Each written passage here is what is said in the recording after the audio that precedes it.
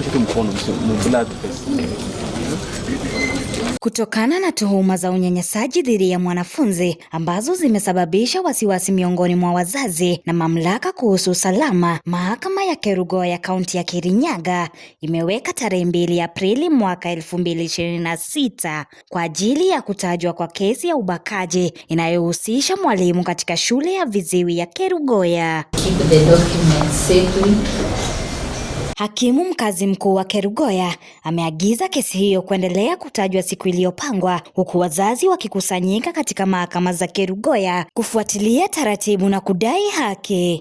Sasa mimi upande wangu na Ministry of Education nilipochukua hatua kupeleka mtoto wangu Kerugoya Free for the Deaf, niliamini hiyo shule ni nzuri na mtoto wangu kila siku atakuwa safe. Sasa mimi kushtuka ni kwamba mimi nilipeleka mtoto wangu Kerugoya Free for the Deaf, but the last minute nikakuja kugundua nilipelekea walimu mwanamke. Hiyo ni kitu imenistua sana. Na nikupika huko nikaambia mwalimu pasikia kesi iko mbele, unipatie ombi namba, sikupewa lolote. Wazazi wakiwa pamoja na mwakilishi wadi aliyeteuliwa wameitaka Wizara ya Elimu kuchukua hatua dhabiti na kuhakikisha uwajibikaji, huku wakihimiza mahakama kutoa watafsiri ya lugha ya ishara, wakiashiria vikwazo vinavyowakabili watu wenye ulemavu wa kusikia katika kupata haki. Nauliza tafadhali PS wa education pia county wako active. Kwa hiyo issue tusingoje sana, usipeleke mbele hii maneno. Napenda kuuliza kotini tafadhali waandike mkalimani wa lugha ishara, wakuwe na wao. Si ati unatafuta mtu wote wanalemleta pale.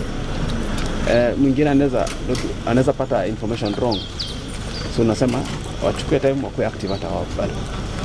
Aidha, wazazi wamesema watafuatilia swala hili hadi haki itakapofikiwa, wakidai kushindwa kwa shule kutoa ripoti za matibabu, huku wakionya wasiwasi kuhusu jinsi uongozi wa shule unavyoshughulikia kesi hiyo na kutaka mkuu wa shule kuhamishwa. Sisi kama wazazi tuko na uchungu sana kwa mioyo yetu kwa kile kitendo ambacho kilitendeka shuleni.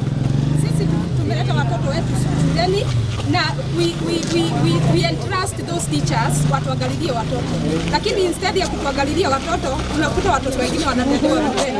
And let me tell you, hawa walimu they will give an account ya yale mambo wanafanya wakiwa shuleni. Mimi sikuambiwa kama huyo mzazi mwingine mwenye amesema alipigiwa simu 23. Mimi nilikuja kukijulia kwamba mtoto wangu alikuwa ameletiwa, na kama atungekuwa na free na mtoto wangu hakuna kitu angejua, hakuna kitu ningejua mimi kama mama yake. Wazazi sasa wanatoa wito kwa uchunguzi na tathmini kamili za wanafunzi wote, huku wakionya kuwa huenda kesi zaidi zikaja kugunduliwa. Atenka Negunda, Runinga ya KU.